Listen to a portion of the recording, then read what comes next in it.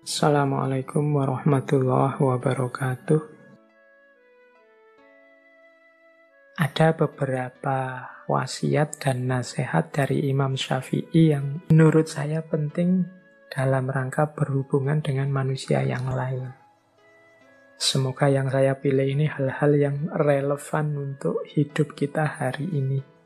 Ini kan hari-hari ini kita mulai agak panas, agak sering tabrakan, konflik pikiran, apalagi di medsos itu kencengnya luar biasa.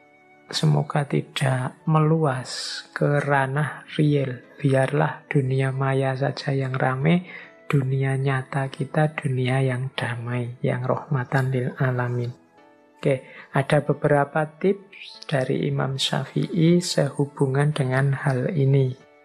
Hubungan dengan manusia yang baik. Katanya Imam Syafi'i, siapa yang menginginkan husnul khotimah di penghujung umurnya, hendaklah ia berprasangka baik kepada manusia. Husnudzon. Nah, ini jadi kunci hidup tentram. Ya kalau hidup kita tentram kan husnul khotimah. Jadi kuncinya ternyata husnudzon, prasangka baik kepada orang lain. Saya tidak tahu hari ini situasi dunia kontemporer itu sering menyeret kita untuk berprasangka buruk pada orang lain. Di luar rumah kita lebih sering merasa tidak aman dan tidak nyaman dari hadirnya orang lain. Nah, ini membuat hidup kita tidak tentram. Maka katanya Imam Syafi'i, prasangka baik itu jadi kuncinya husnul khotimah. Kadang-kadang kita melihat teman kita melakukan apa gitu kan. Ya itu sebenarnya yang dia lakukan itu biasa. Tapi kan nilainya jadi positif apa negatif kadang-kadang tergantung prasangka kita. Ada temenmu tiba-tiba pagi-pagi dengan begitu rajinnya bersih-bersih kamar, bersih-bersih kos-kosan. Loh ini kan sebenarnya hakikat perbuatannya baik, tapi kadang-kadang pikiran kita itu membunyikannya secara berbeda. Orang yang perspektifnya suudzon, ya mungkin alah cari muka, alah ada pamrihnya itu, alah hati-hati saja, mungkin dia ingin ngelirik-ngelirik di kamar-kamar kita ada apa dan seterusnya. Ini namanya prasangka buruk. Bahkan tindakan yang baik sekalipun, ya kalau pikiran kita suudzon, ya kita bunyikan dia jadi jelek. Jadi suudzon itu kan menggunakan kacamata buruk, sehingga apapun akan kelihatan buruk, bahkan yang baik-baik. Ada temenmu tiba-tiba rajin ke masjid, ya engkau melihatnya ala pencitraan, alah itu tobat yang terlambat itu, alah macam-macam. Jadi begitu kacamata yang kita pakai adalah kacamata kebencian, kacamata suudzon, maka apapun yang terlihat akan berbunyi buruk dan layak kita benci. Tapi kalau kita balik, kacamata yang kita pakai adalah kacamata kasih sayang, kacamata rahmat, maka apapun yang kita lihat akan membuahkan cinta, kasih sayang, dan ketentraman. Sehingga katanya Imam Syafi'i, kalau ingin husnul khotimah ya hidupkan lagi prasangka yang baik. Terus yang kedua, berapa banyak orang telah berbuat kebajikan kepadamu yang membuatmu terbelenggu dengannya? Dan berapa banyak orang yang memperlakukanmu dengan kasar dan ia memberi kebebasan kepadamu? Nah, ini kan kita itu seringkali baper nunggu orang berbuat baik selalu pada kita. Begitu ada orang melakukan hal yang kita tidak suka, yang kita anggap tidak baik, maka naiklah emosi kita, tersinggunglah kita.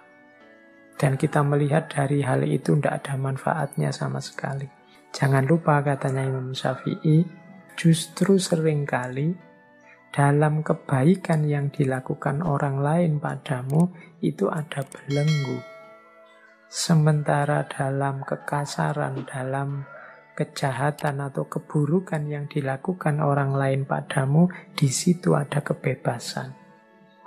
Maksudnya apa? Ya ini logikanya, kalau ada orang berbuat baik pada kita, kan detik itu juga kita dituntut juga untuk melakukan hal yang baik yang sama, untuk melakukan kebajikan yang setara. Kita tidak boleh menyakiti dia, kita tidak boleh melakukan hal-hal yang membuatnya tidak berkenan. Ini kan jenis-jenis belenggu. Akhirnya ya kita harus ngatur kata-kata, ngatur tindakan, ngatur perilaku di hadapan dia. Wong dia sudah baik kepada kita. Jadi seringkali kebaikan justru membuahkan belenggu. Sementara kepada orang yang tidak baik pada kita kan tidak merasa punya tanggung jawab juga untuk peduli padanya, untuk tanggung jawab terhadap kehidupannya dan lain sebagainya. Justru kita bebas di hadapan dia. Nasihat ini sebenarnya untuk melonggarkan hati kita, untuk tidak putus asa dan pesimis kalau ada orang berbuat jelek pada kita. Jadi kalau ada orang berbuat buruk pada kita, bacalah perbuatan buruk itu sebagai upaya yang membuatmu bebas. Alhamdulillah engkau buruk padaku, jadi aku tidak ada beban di hadapanmu. Aku tidak terikat apa-apa untukmu. Nah ini kita malah bebas. Dari sisi ini ya tidak harus terlalu sedih, terlalu galau kalau ada orang yang membuat teman-teman tidak berkenan. Jadi ini wasiat selanjutnya yang berhubungan dengan relasi sosial. Ya manusia itu memang macam-macam. Tidak mungkin kita mengharapkan semua orang melakukan sesuatu persis seperti keinginan kita. Akan ada dan bahkan mungkin akan banyak orang menjalani hidup versi mereka sendiri-sendiri yang tidak selalu cocok dengan kita. Akan selalu ada orang yang tidak suka dengan kita, orang yang ingin menyulitkan kita, orang yang melakukan hal buruk pada kita. Itulah cirinya kehidupan dunia.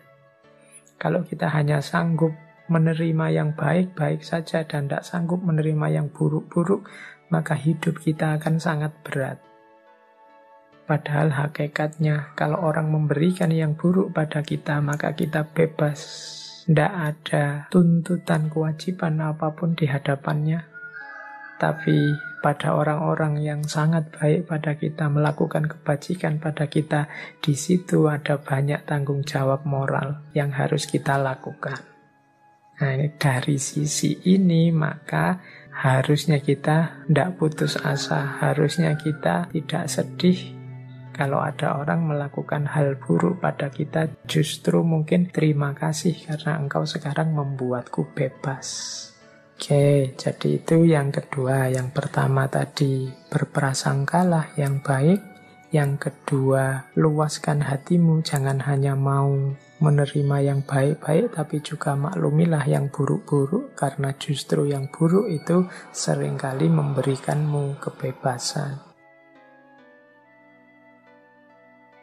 Yang ketiga, sebesar-besar aib adalah engkau mengira keburukan orang lain, sedangkan keburukan itu sendiri terdapat dalam dirimu. Ini bagi Imam Syafi'i, ini mbahnya perilaku yang buruk. Manusia itu memang makhluk khotok wan nisyan, kadang-kadang terpeleset melakukan yang buruk. Tapi yang lebih buruk dari itu apa? Menganggap orang lain buruk. Padahal keburukan yang sama ada dalam dirinya sendiri. Melarang orang mencaci maki, tapi dia sendiri melakukan caci maki. Nah, ini mengira keburukan di orang lain, padahal dalam dirinya sendiri juga subur. Mencela orang lain yang tidak menepati janji, padahal dia sendiri sering tidak menepati janji. Kecewa kalau ada orang tidak tepat waktu, padahal dia sendiri sering tidak tepat waktu. A ini katanya Imam Syafi'i sebesar-besar aib. Hati-hati. Oh, ini kalau kita menasehati orang untuk tidak melakukan keburukan, padahal keburukan itu kita lakukan juga ya. Selain nasihat kita tidak akan masuk pada orang itu, kita sebenarnya juga sedang menghinakan diri kita sendiri. Jadi nasihatnya Imam Syafi'i ini adalah kita harus introspeksi sebelum mengingatkan orang lain, sebelum menegur orang lain, sebelum melaporkan orang lain. Tidakkah keburukan yang sama ada dalam diri kita atau pernah kita lakukan? Kalau memang ada, ya kita bersihkan dulu. Karena lebih penting bersih-bersih rumah sendiri daripada rumah tetangga. Kalau rumahnya sendiri kotor, ya kita tidak akan sehat. Oke, demikian juga hubungan dengan orang lain. Kalau kita berminat sekali membuat orang lain bersih, orang lain santun, orang lain berakhlak, orang lain beradab, ya pertama-tama kita introspeksi apakah kita sendiri sudah santun, sudah beradab, sudah berakhlak. Kalau sudah, ya monggo. Watawasau bil haqqi, watawasau bis sabr. Saling menasehati tentang kebenaran dengan kesabaran. Jadi ini rumus-rumus berhadapan dengan orang lain. Terus ada lagi nasihat penting dari Imam Syafi'i, yaitu terlalu keras dan menutup diri terhadap orang lain akan mendatangkan musuh. Dan terlalu terbuka juga akan mendatangkan kawan yang tidak baik. Maka posisikan dirimu di antara keduanya. Ini Imam Syafi'i menasehati kita untuk jadi orang jangan terlalu tertutup, juga jangan terlalu terbuka. Kalau kita terlalu tertutup, ya orang susah memahami kita, bahkan mungkin muncul fitnah-fitnah. Makanya Imam Syafi'i menyebut ya akan mendatangkan musuh. Tapi kalau kita terlalu terbuka, apa saja diungkap ke publik, diceritakan ke orang banyak, kemudian siapa saja juga dipergauli, ya pada akhirnya kalau tidak hati-hati kita akan dapat kawan yang tidak baik. Jadi yang bagus apa? Ya di antara keduanya. Jangan terlalu tertutup, juga jangan terlalu terbuka. Terlalu tertutup, tidak punya teman sama sekali, mendatangkan musuh. Terlalu terbuka, siapa saja dijadikan teman, ya akan mendatangkan teman yang jelek juga ikut masuk. Jadi selektif. Terbuka, tapi ya tidak semua orang bisa masuk. Kita sendiri yang milih, yang menyeleksi. Baik, saya akhiri sekian. Kurang lebihnya mohon maaf. Wallahul muwafiq, wallahu a'lam bishawab. Wassalamualaikum warahmatullahi wabarakatuh.